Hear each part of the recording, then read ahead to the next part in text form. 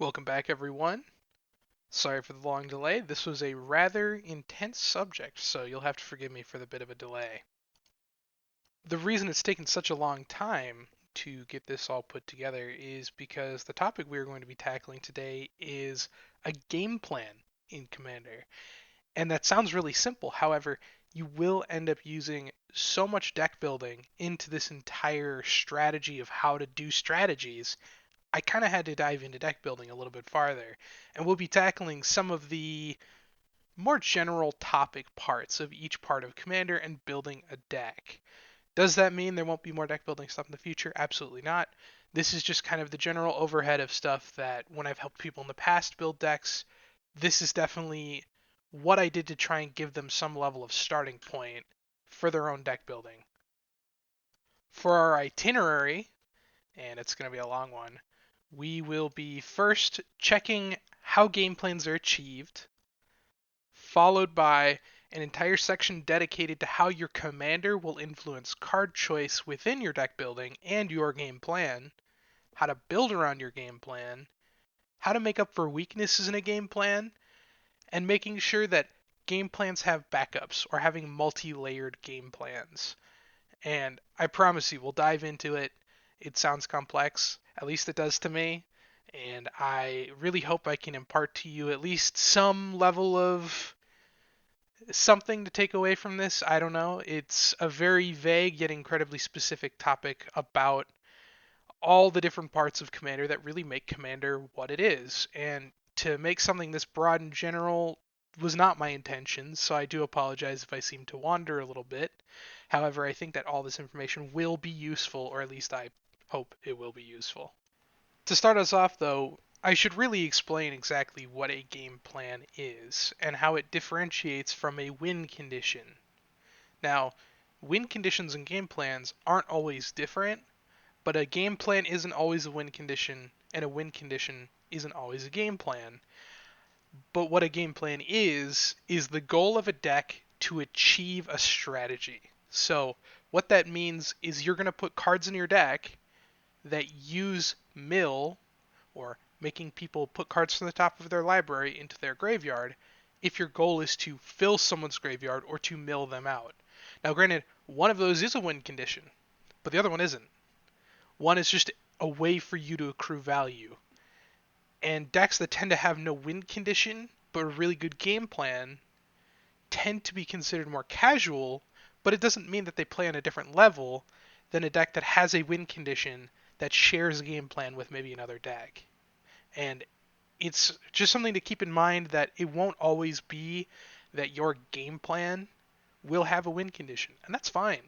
Your game plan literally may just be I'm going to make the table slow down, stop, get interrupted, whatever, and my actual win condition is just to kill you with creatures. And that's fine. That's a perfectly viable strategy. And honestly, there isn't really a reason to do one or the other. It's just differentiating the two is important, so we're not going to confuse a win condition with a game plan.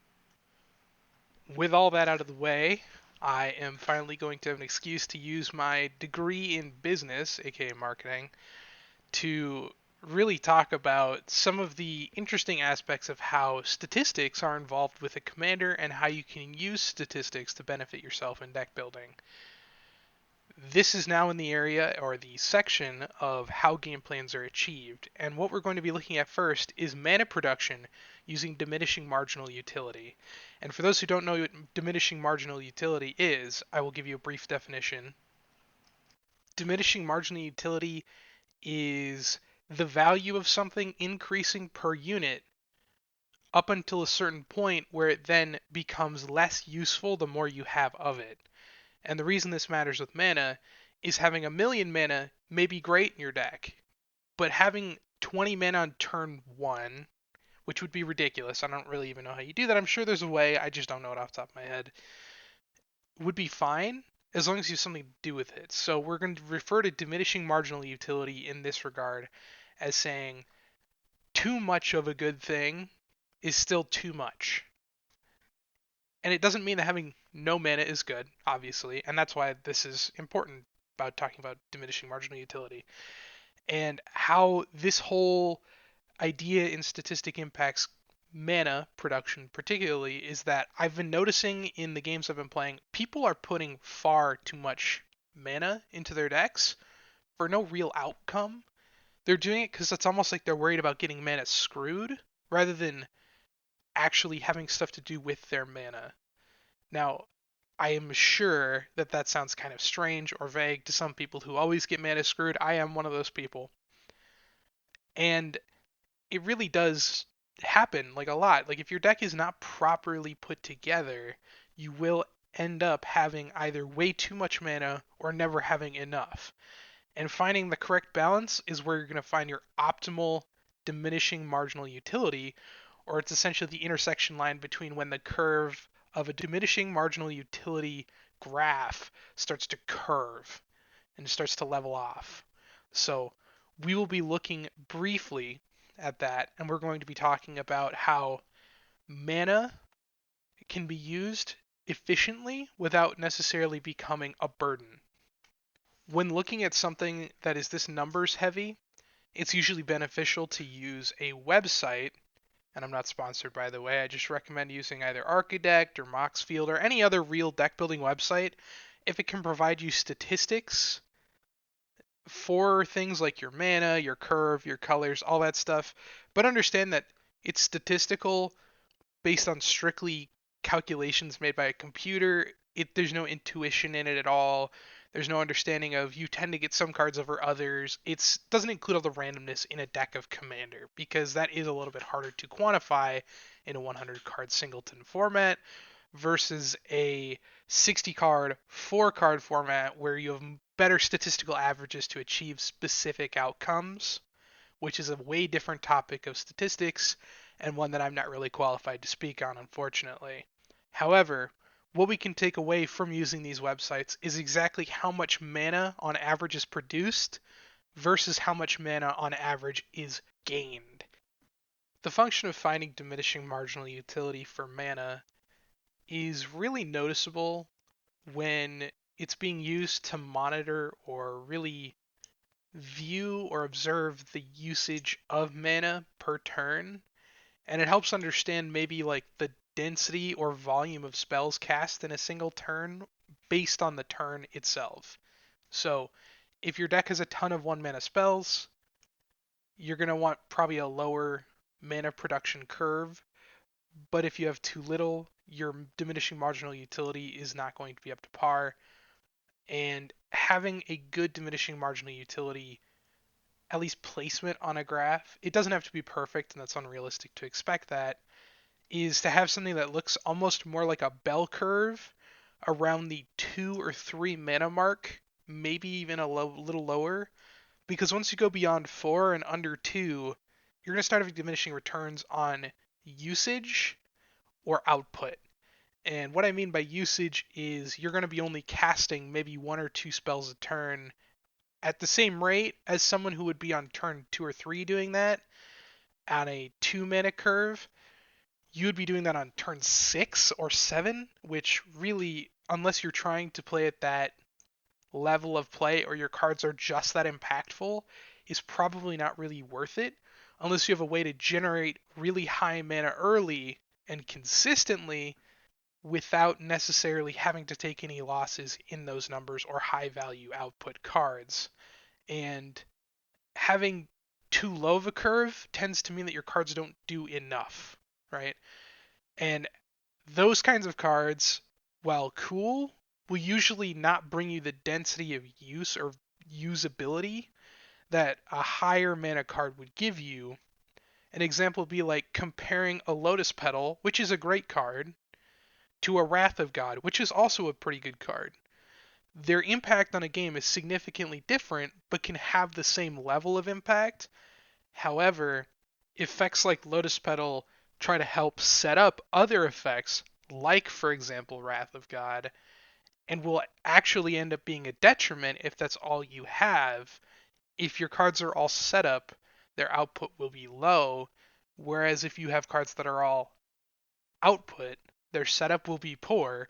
So it's finding a very good, healthy curve of both and making sure you have either consistency to get to them through card draw or tutors, or having impactful enough cards from that group of cards that will allow you to maintain your game's tempo and achieve your game plan.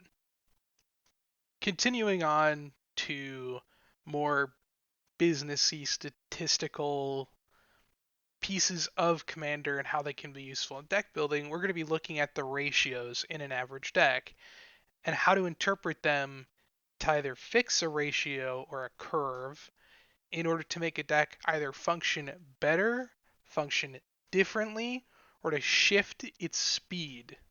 And now this is something that could be very important. As of recently, I have been experiencing a real issue in either building stuff way too fast or way too slow, and I've been having to go back and look at things in more of a literal statistical manner in order to achieve a specific outcome for my decks at a specific time in the game. And how I've done that is by looking at the different ratios in a deck. We just talked about one in the last section about mana production, but this is also going to talk about non-mana production cards that are going to have a level of impact on the game and your overall play as a player. Why ratios and statistical ratios, for that matter, of a deck are important to the game plan and how a game plan is achieved for a deck of Commander is that it will be the way and speed your cards will impact your decision making with mulligans, which we spoke about in the last video. It will also impact cards that you're going to tutor for and your spell or spells per turn and how to properly assess what time things are going to be the most impactful without necessarily putting yourself at full risk of losing, but also keeping yourself safe from necessarily just blowing yourself out on accident. In order to avoid the issue of blowing yourself out or using all of the available resources of either removal, counter spells, tutors, card draw, whatever, so you're not left either what's called hellbent or without cards in your hand or without any useful plays for the foreseeable future, is to look at a couple specific factors and how you can use the knowledge of the ratios in your deck in order to decide what sort of action to take. And we can look at ratios as a bunch of different things. One ratio, as an example, can be how many card draw effects you have in your deck and whether or not it's useful to use one at the exact moment you're in, or it's better to wait until after you've seen more cards, or if it's better to wait so you're not going to get your spell countered. And the way we take all that into account is using things like ratios and curves and cost analysis on cards.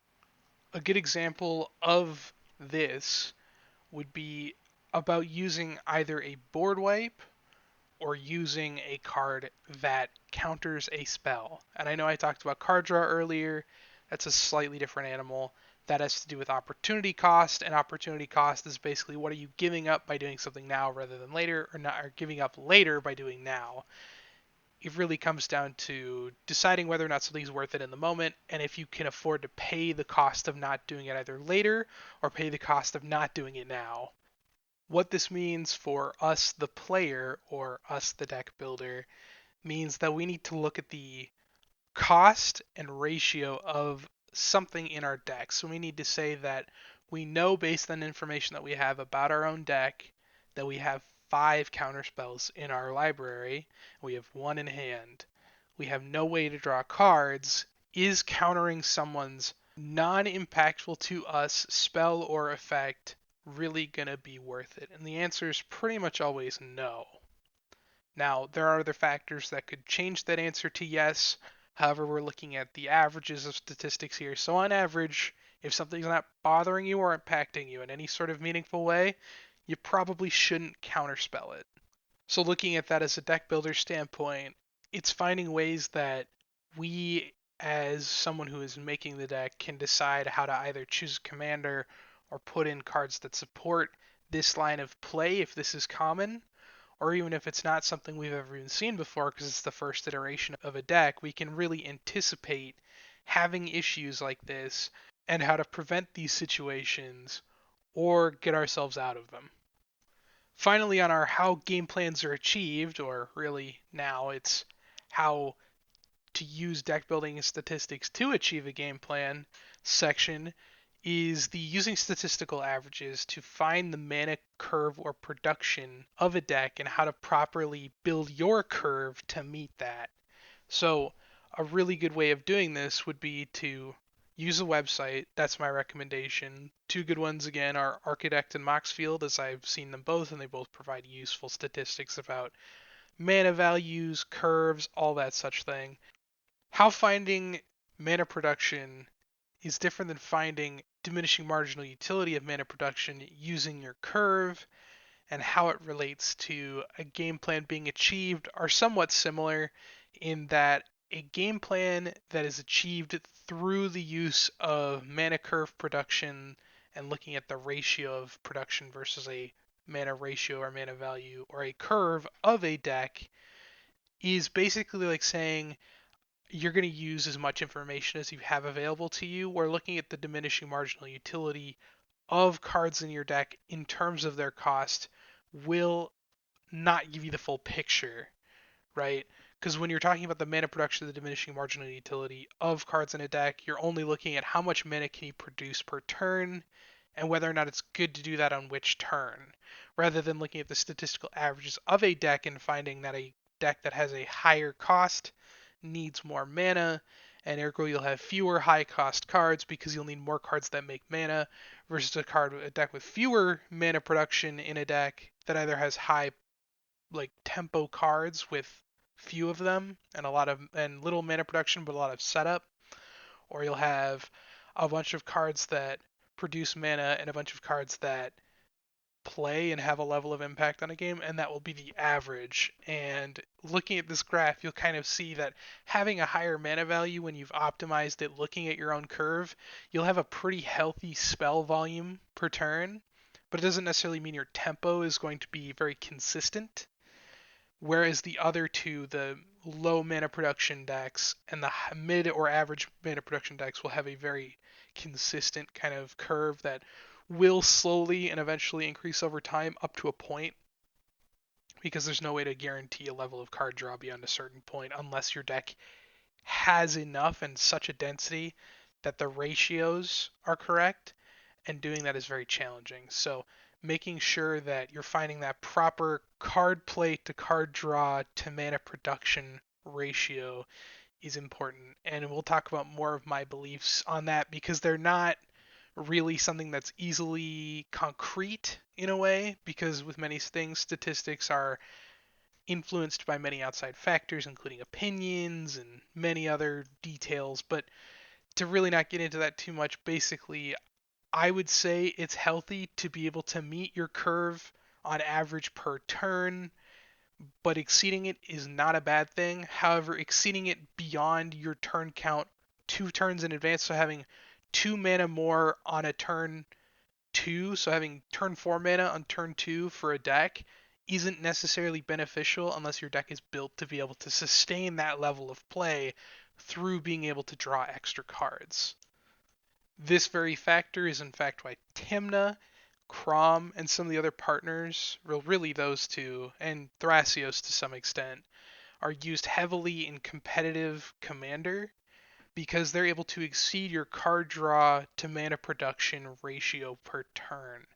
And being able to do that allows players to just continuously dump out as many cards out of their hand as they can or as they choose in order to be able to leverage their commander or some effect that their deck provides them that gives them the ability to go even farther into their deck using card draw that's either available to them at all times, like it being in the command zone, or their deck having a level of cheap card draw effects that are card positive or allow you to look at more, are going to be what really make the difference between a competitive deck and why they're able to consistently just ignore a lot of these rules and statistics because they have the proper ratio of card draw provided either through their commanders or through the rest of their deck and how they're built to just kind of dump and draw all in the same go.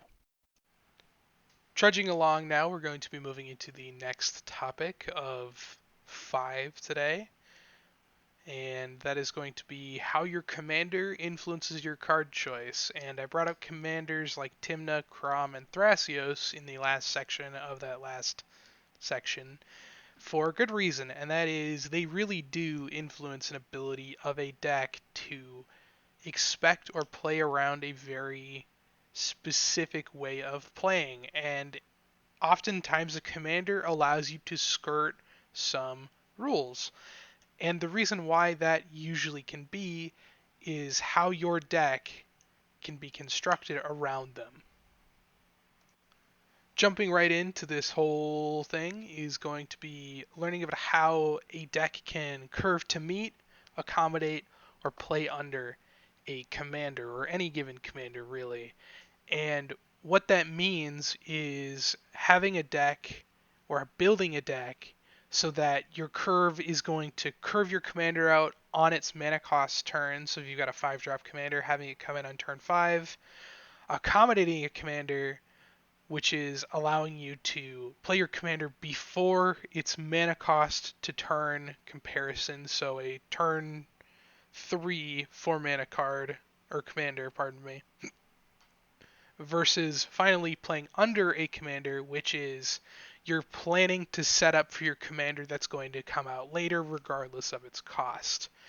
And learning how to do that in terms of your card choice is important. And again, we're going to be speaking in broad topics, and I'll bring up individual commanders later.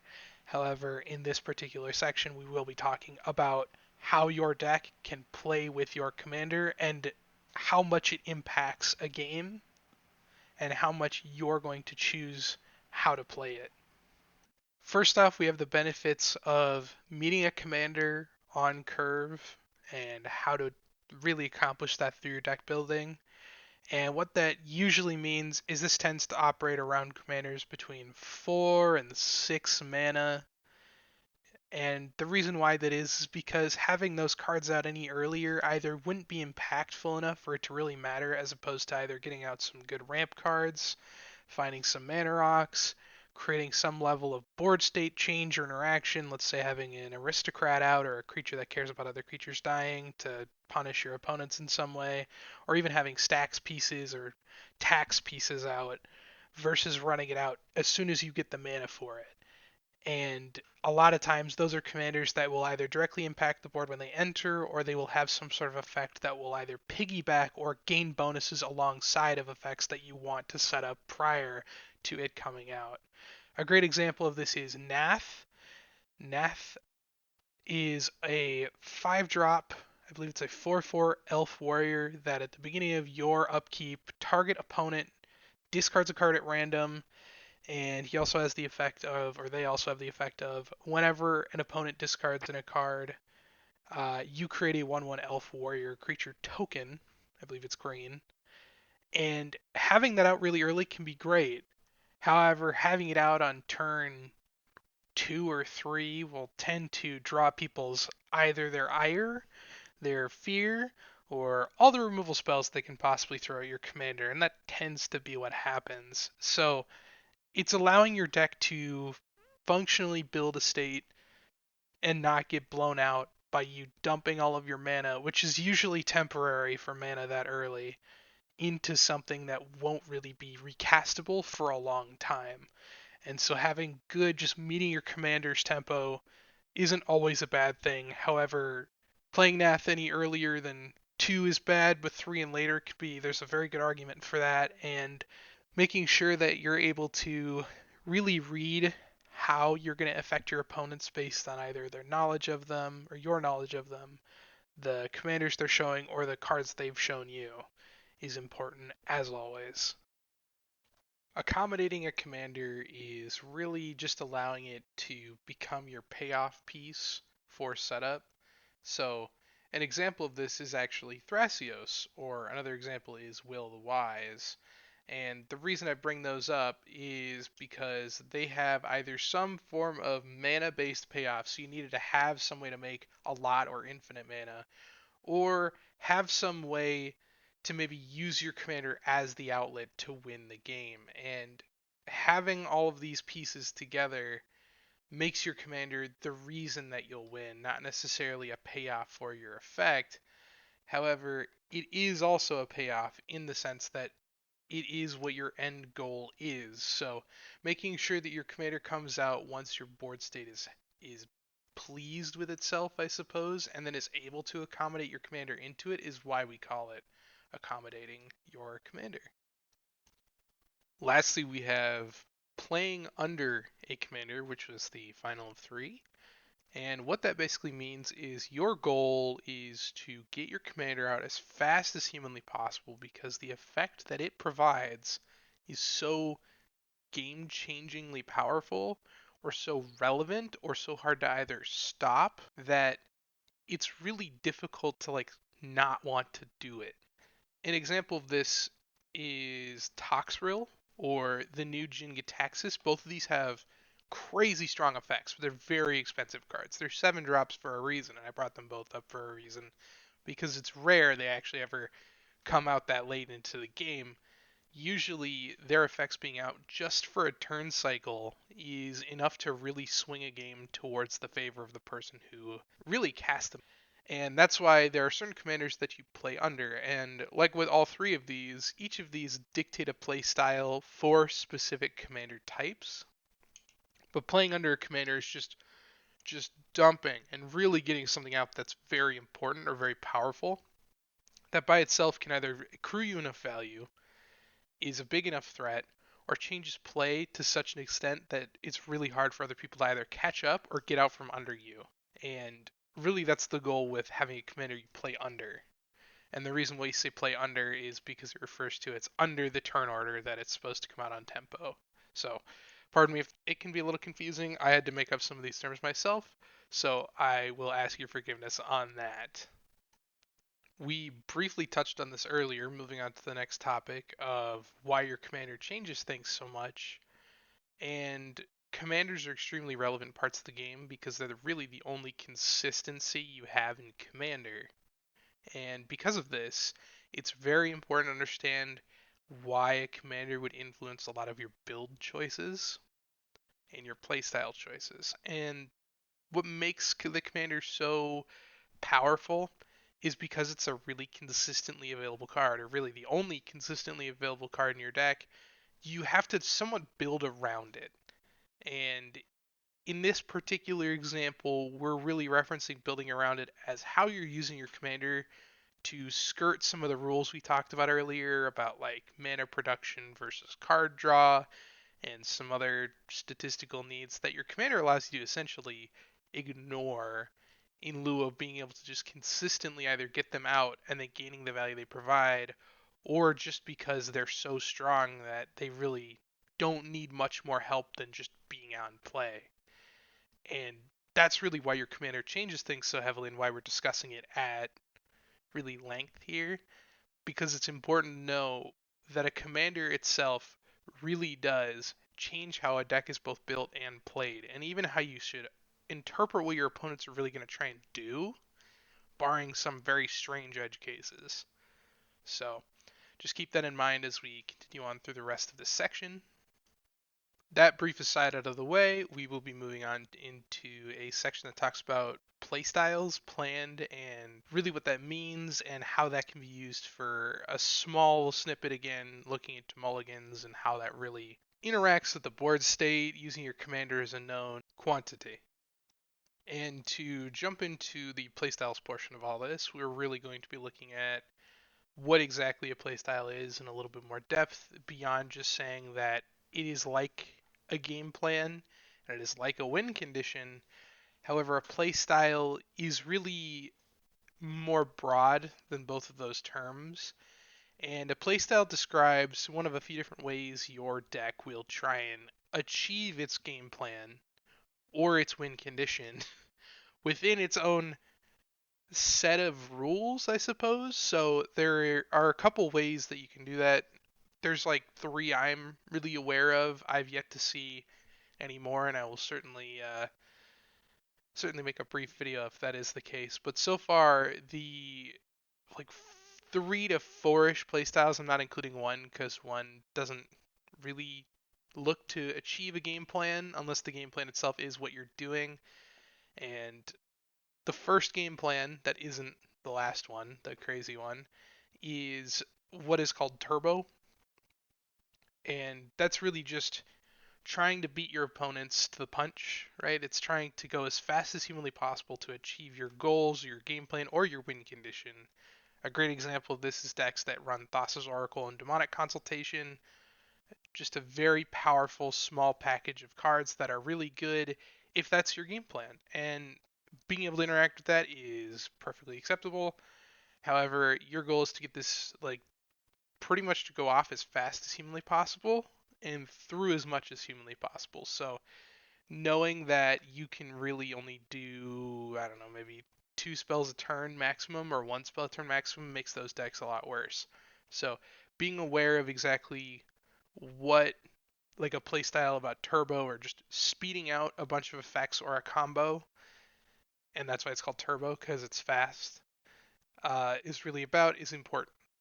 The next playstyle that I know of is kind of called mid-range, and it's a little bit more complicated to really dive into too far.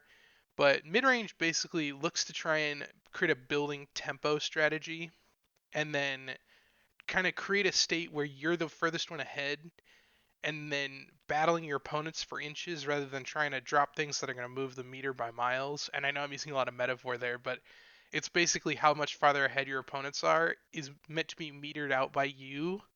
And then also so you're consistently adding stuff so you can match the things that make it through your filter of things like removal, counter spells, and whatever.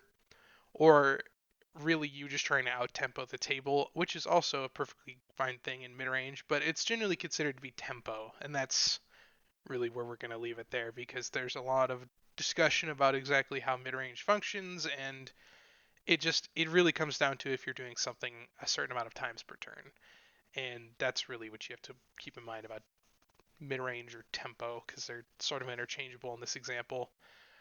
Lastly, we have stacks or kind of soft stacks, or there's a couple other names for it, but basically your goal is to slow the table down completely. You're trying to grind the table to a halt, and then you're also trying to make sure everyone else can't play under whatever you're doing or not successfully while you're able to break parity on these things. A great example on this is effects that prevent all but one card type from being cast more than once a turn. So it's considered a rule of law, which is a card that just says players can only cast one spell a turn for everyone but you because you're able to play through it. And that's just the way this playstyle tries to function. Other ones are making stuff cost so much or become so unwieldy to play with or against that it's unreasonable to try and get past them. The last playstyle is one I don't particularly like, but it doesn't mean it's not valid.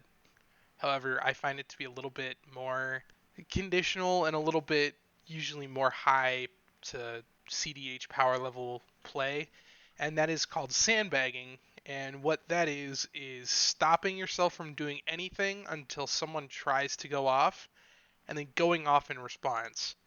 Now, again, it's a perfectly reasonable strategy. It's a perfectly reasonable playstyle. I don't personally recommend it to people, especially if you're getting onto the high power slash CDH scene. It's very challenging to spot when someone's gone off so you're safely able to do your thing.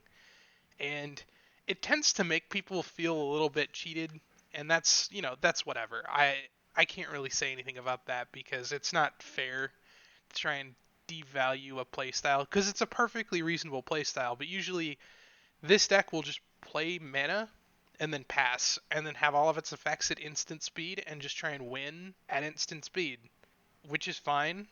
I don't particularly love playing this playstyle or against this playstyle because it feels like it's a 2v1 when people are trying to win, and then it turns into a 1v3 when everything's been said and done, and then it just makes everyone more nervous than anything else. So it tends to slow down the game if people are sandbagging too much, and it's usually better to kind of learn how to not make people as suspicious when you're playing this playstyle. But long story short, It's just holding everything back until you're basically given the green light based on the state of the game, and then just firing off everything you possibly can.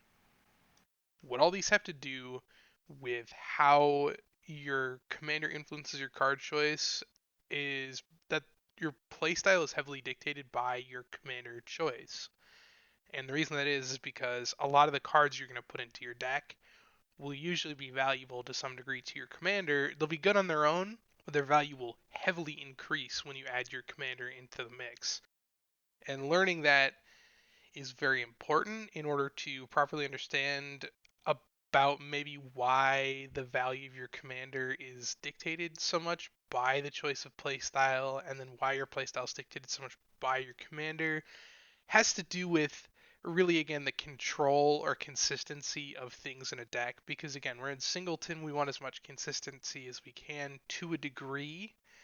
However, we also want to make sure that if we are not able to get some level of consistency, that our deck will perform at a consistent level, not necessarily consistency with individual cards. Lastly, to touch on the planned play styles and how it relates to mulligans based on your commander's known influence over board state is pretty simple. It's just that your commander will tend to have a playstyle that you're trying to create, and so you'll probably mulligan for cards that enable it, but not necessarily for cards that need your commander without ways to get to your commander.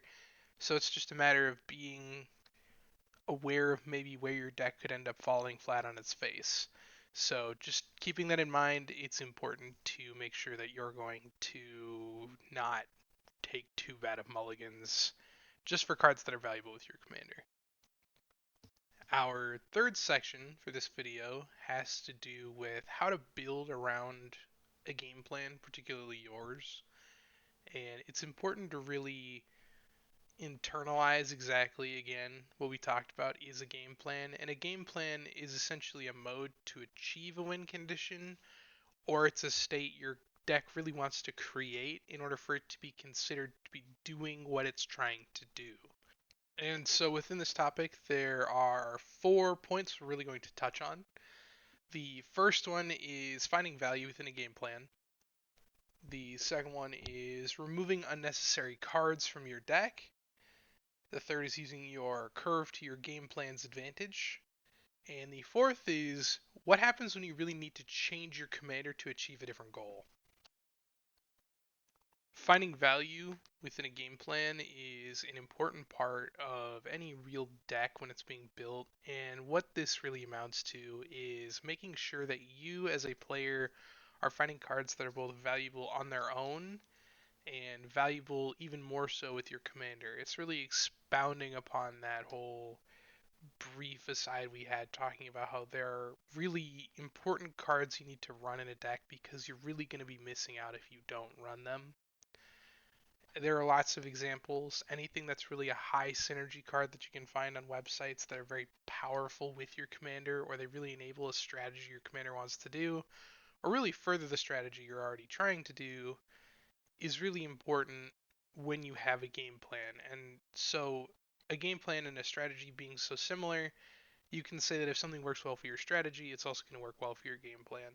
And so, finding and making sure that you're going to add cards that really impact your game and the game that you're trying to create and the state you're trying to create through your game plan achieve a level of value that is significant. So, saying something is a reach card and describing something as reaching means that it's good, but it's not good enough with the rest of what your deck is trying to do. So, having a 6 drop card that maybe makes an opponent discard a card in a discard themed deck isn't worth it, barring there being any other value that it provides besides just making one or two people discard a single card.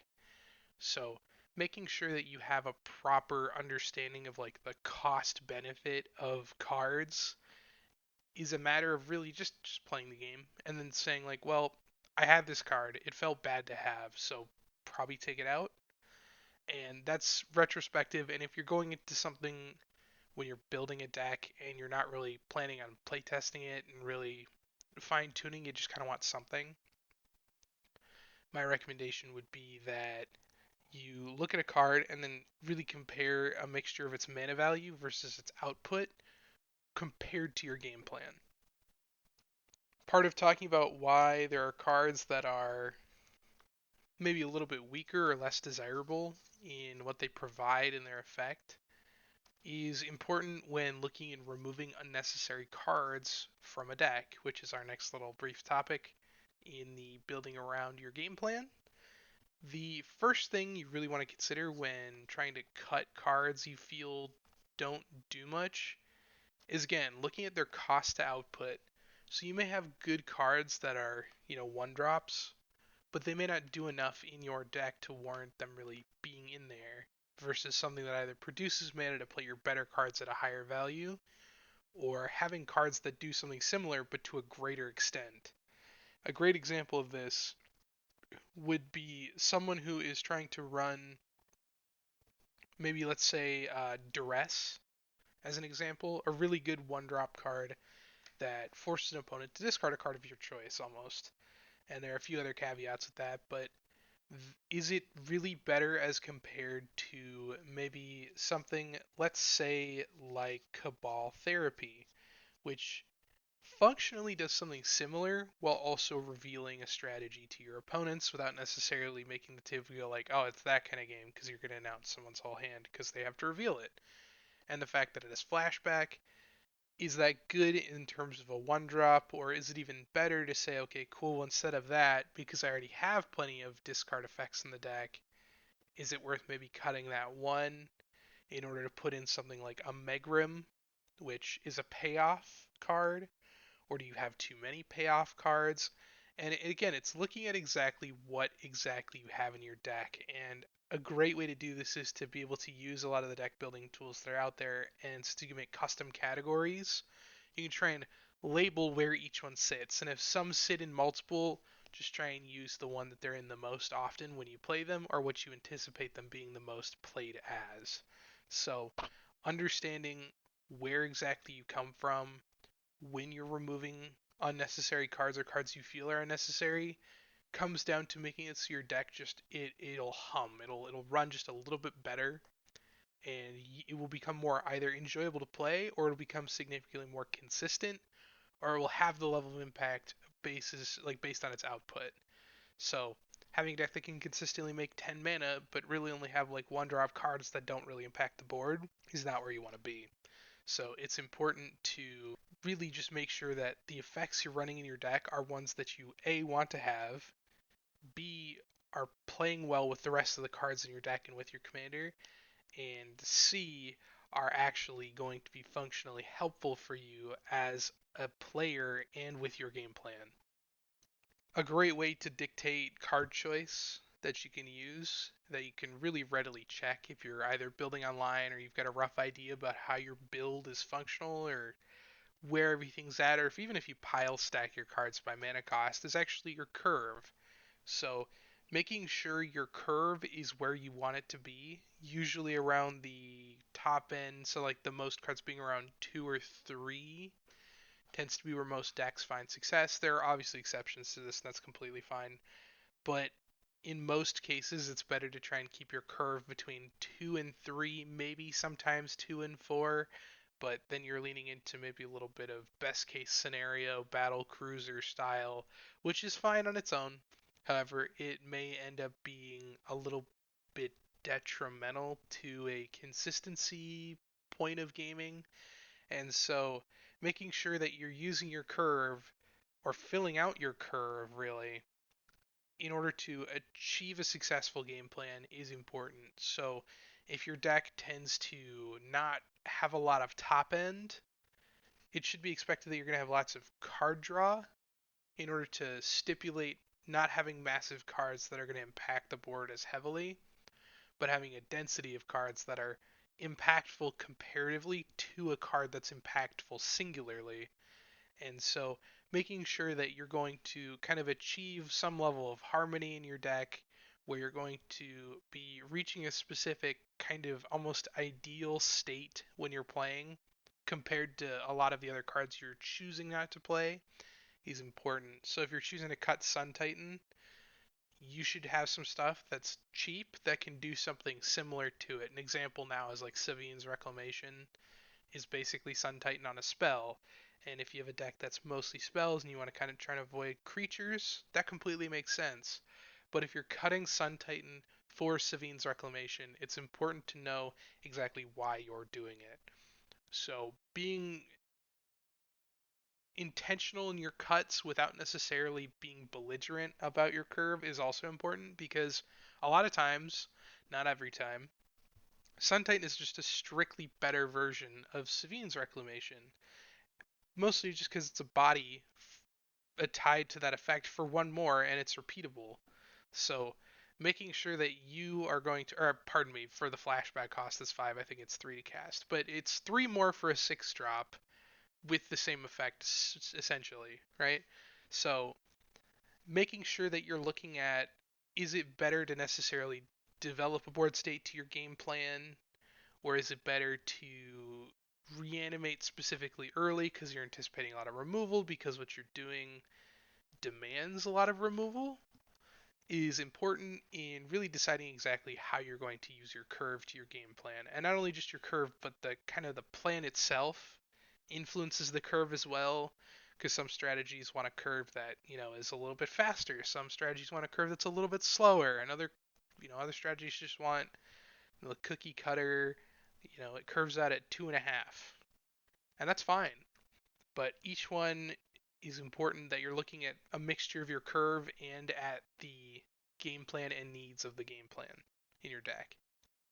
Finally, we get into picking the commander that is going to be the face of your deck and why your game plan can be built, and then choosing a commander to support a game plan or having a commander and then choosing a game plan to support it are both perfectly reasonable ways to build a deck.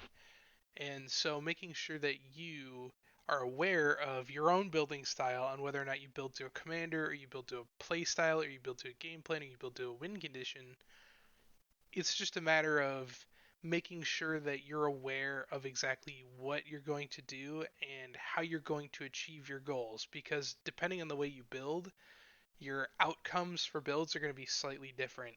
And the reason that is because your goal of a deck is going to be slightly different. So, an example would be that if you're feeling your deck, which is in blue black, is moving just a little too slowly, but you draw a lot of cards, you attack a lot, maybe it's time to consider changing your commander from, let's say, I don't know, Zareth San, I believe is what it's called, the pseudo ninjutsu commander, to Yuriko, because Yuriko is just significantly more consistent because it's card draw and like life drain to the table. But if that's not what your playstyle wants, that's something to also take into account. Or if it's something that's going to get you killed really fast, it's something you have to be aware of if your deck can really handle the bump in your commander's effect.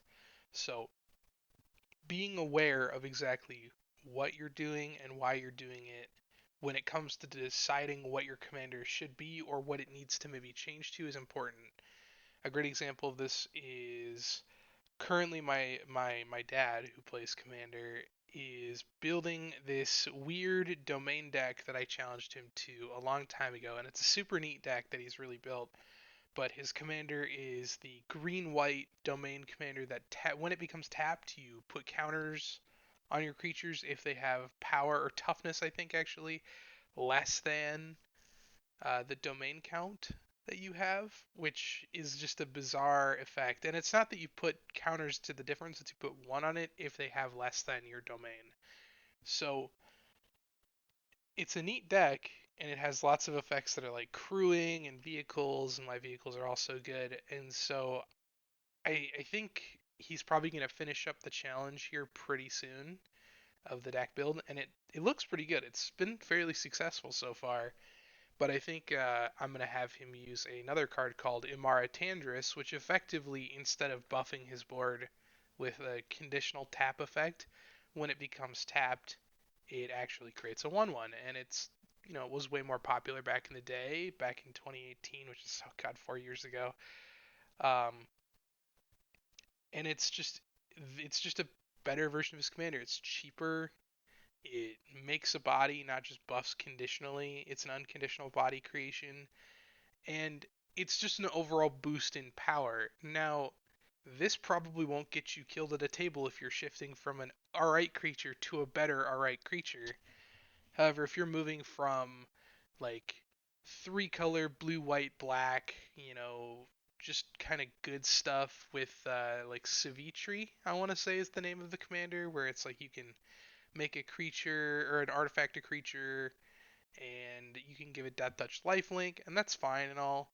But if you're moving to something like Sharoom, or you're moving to something like Zur, where your power level gets significantly higher just off of changing commanders because the type of effects that you're able to pull off are much stronger because they either provide consistency or they add a level of either combo or ignoring cost or effects that just add strict bonus to your game and really don't change the input of a deck other than when the commander comes out.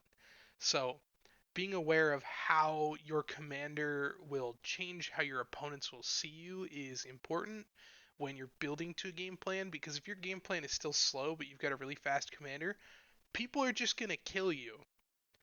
An example of this again is Muldrotha. Muldrotha is a very powerful generalist commander, but that's the problem. It's generalist and it has known threats. So if you're going to play Muldrotha, expect to be targeted even if you're not doing anything super unfair, at least the first couple times you play with people, because it's really unreasonable to expect that such a powerful card will go unanswered for any length of time. Leaving the wonderland of making decks better, we have to start looking at, in real honesty, and we have to be honest with ourselves as people who are building decks, the weaknesses in both a game plan and in a deck. So the first thing we have to consider are a couple of the following: is how to learn to actually see what the weaknesses in a deck or game plan or strategy or win condition is. And it's a matter of experience. I'll go through a brief list of a couple of them in that little section, and I'll talk about, what you can do to really see weaknesses, but it's more a matter of learning how to do it yourself, using your commander to try and make up for shortcomings, or really using your plan to make up for shortcomings within your plan. It sounds weird, trust me, we'll get into it, but it really has to do with individual cards. And then creating priority when, again, you're going through cuts when you're trying to find weaknesses. So cards that'll end up being a weakness are cards that are described as win more, in quotes. And when people say win more, it doesn't mean that you'll win more from using it. It means that you are trying to win more than you're already winning, and that can really just be a detriment to you and your deck because you're really not doing anything important or impactful. Your deck's just trying to do what it's doing even farther without actually advancing its own way to win. So, making sure that you're making cuts with those cards is very important, and making sure that you have priority on specific cards. And what I mean by that is having a specific level of like importance in a deck. And if you have cards that are pet cards, that's fine. Just making sure that your deck isn't all pet cards if you want your deck to play at more of a consistent speed. Which if you don't want that, that's fine. But this is for making sure your deck is either a mixture of either being more consistent and more playable, or making sure that your deck will do what it's trying to do. You won't feel like you'll have done nothing in a game, which I understand myself is extremely unsatisfying. So, making sure that you're achieving your goal with cuts prior or post game is what we're going to be discussing, and how your weakness and your game plan's weakness and all the different weaknesses in a deck are going to help you understand exactly what you need to cut. Learning how to discern weaknesses in your game plan, as I mentioned earlier, is really looking at specific ways in which common game plans or win conditions or strategies are really foiled.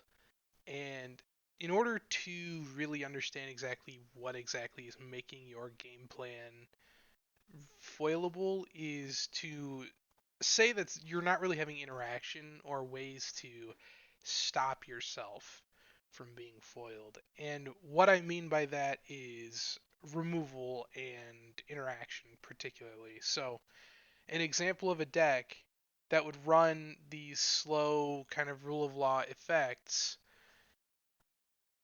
and what foils them is removal for those effects.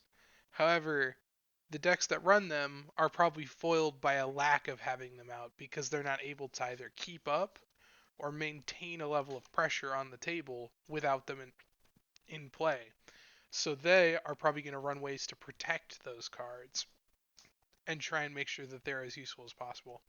So learning about what prevents your deck from being functional is incredibly important. And a few strategies that are off the top of my head that are easily foiled is mill is almost entirely countered by graveyard hate or by shuffle titans. So if your goal is to mill your opponents, they'll essentially, you know, they'll never mill out if they have an effect that will make it say if this goes to the graveyard, you shuffle everything into your deck. So being aware of that is important.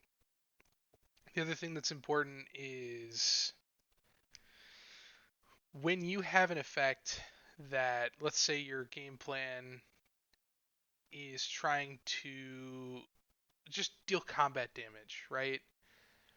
And someone has the effect of uh, preventing combat damage or making a large enough board of blockers that your weakness is that you have to have ways to get around them, or it is just blockers are your weakness, or things that prevent damage are your weakness. So it's learning to exactly see what your deck's goal is and seeing what stops your goal. So if your goal is to, again, for a different example, reach the point of your deck where you have as much interaction as you need, and all you have to do is just make sure no one else can win while you try and set up, your weakness is going to be people who are drawing more cards than you.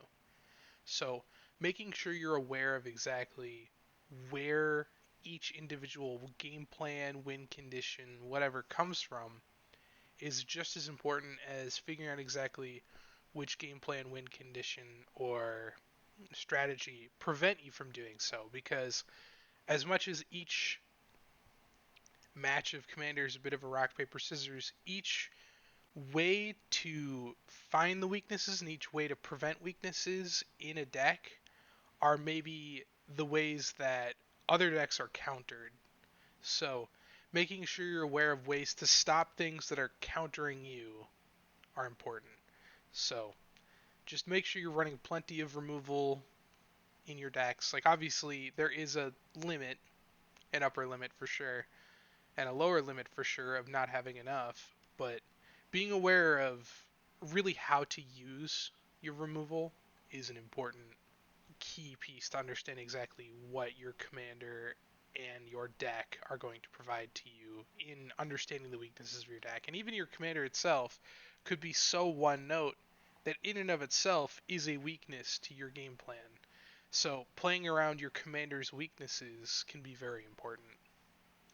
Using your commander or your deck's plan to help make up for shortcomings within your strategy, game plan, or win condition is something that really isn't terribly complex until we start diving into the specifics of what exactly that means.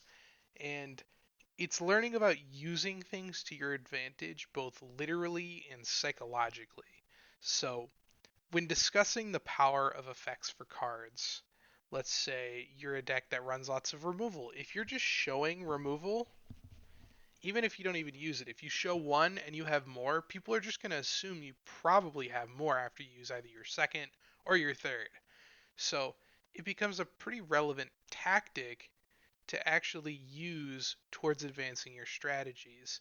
And so having a weakness in a deck that is being made up for can also solve a lot of the weaknesses a deck may struggle from.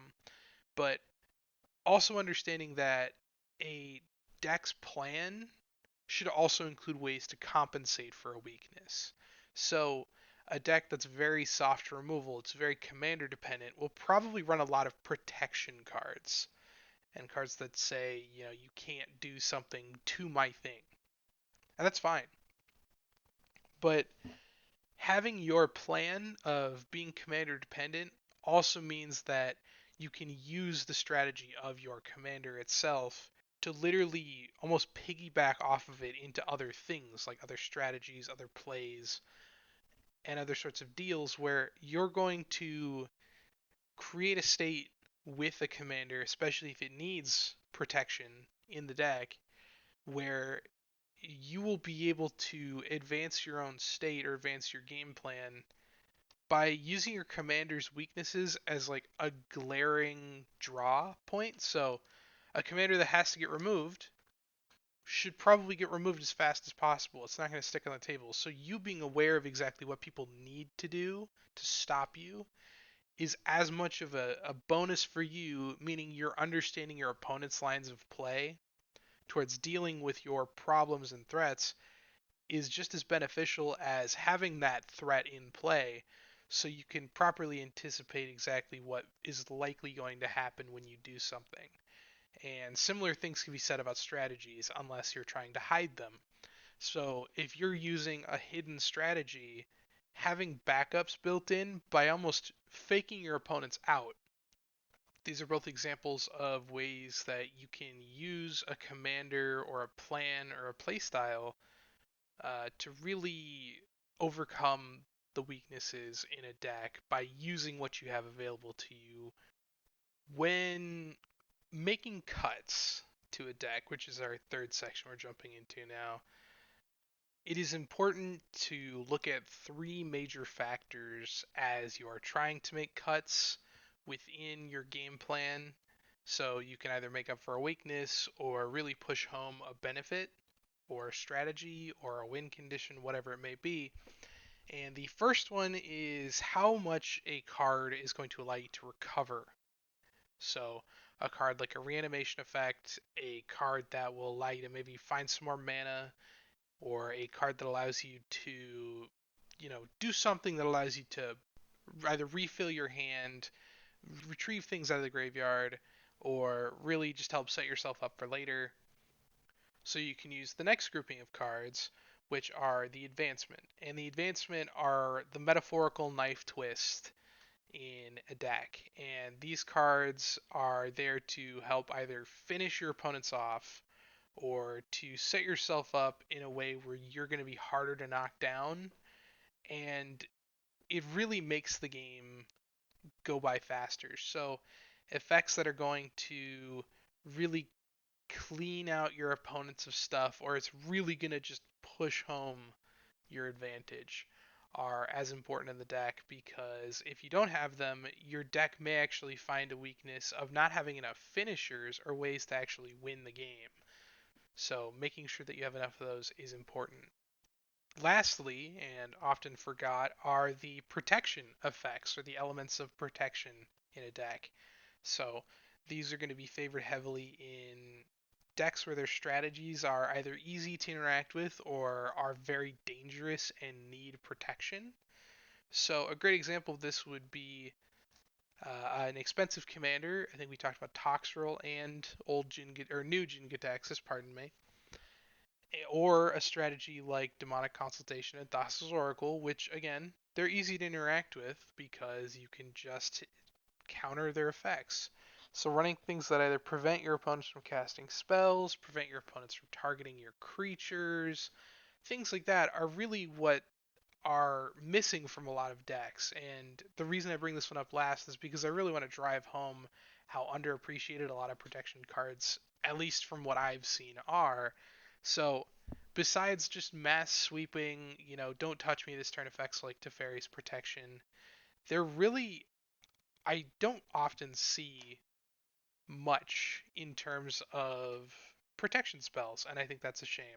So I think that making sure that you're running adequate protection for your strategies is as important, if not more important, than advancing a board state or recovering from a board state, because these kind of act like a rock, paper, scissors, where if you have enough protection, you won't need reanimation, and if you have enough finishers, you won't need recovery, And if you have enough recovery, you don't really need protection or you don't really need finishers. So it's a very odd kind of three-way draw, real standoff, as you would, of these strategies and ways to look at how you're going to make cuts. Our last and final topic today is going to be something I've called multiple or layered win conditions. And what I mean by layered win conditions is having backup plans for win conditions. So we will be discussing what exactly a win condition is. They're not terribly different from game plans, but we'll briefly go into detail about exactly what one is. Next, we'll have why having more than one is good and why having redundant parts for different win conditions is good. And lastly, it's how to have synergistic win conditions that use similar mechanics to achieve different goals. So it would be similar to having overlapping effects that achieve not necessarily the same thing, but have the same outcome of you trying to win. Moving into our first section, what is a win condition or a win con for short? Simply put, it's a way that you are trying to win with, and oftentimes this has come down to damage, mill. A lot of people try and do some sort of infinite combo that allows them to do either infinite damage or infinitely do something. Or lastly, it is to try and draw from an empty library or have nearly an empty library with cards that care about that kind of thing, or cards that will just say you win the game if you achieve a certain condition. So it's just about three ways that win conditions exist. It's putting your opponents to zero using something. It is removing your opponent's libraries from the game so they have nothing to draw into and they lose. Or it is having ways for you to win the game without necessarily doing either of those other two things. But the first two are the ones I most commonly see. And really, it's mostly just the first one. It's very rare you see anyone get milled anymore.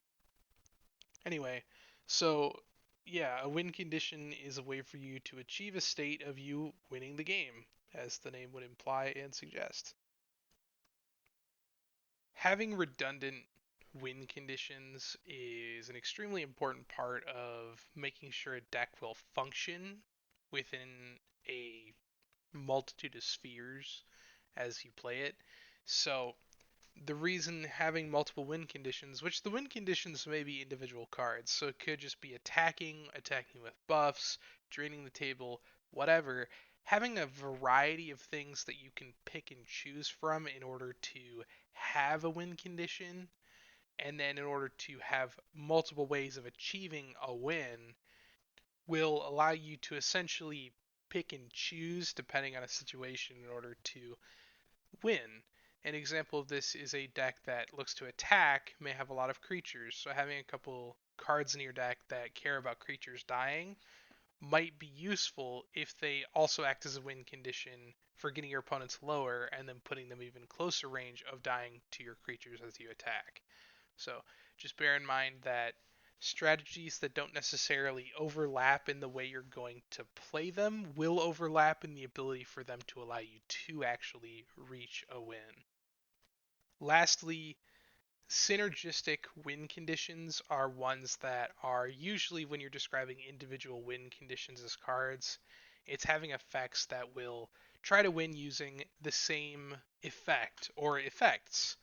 And because of this, having ways that overlap without necessarily trying to do the same thing are what make a deck that is well put together function so well. So the importance of having a synergistic win con and redundant win cons are twofold, as the redundancy allows for you to not necessarily have to run a bunch of stuff in order to support having a singular win con, and then having synergistic win cons allows you to not have to run a ton of redundant win cons because they will be useful individually to multiple different ways that you can actually attempt to win.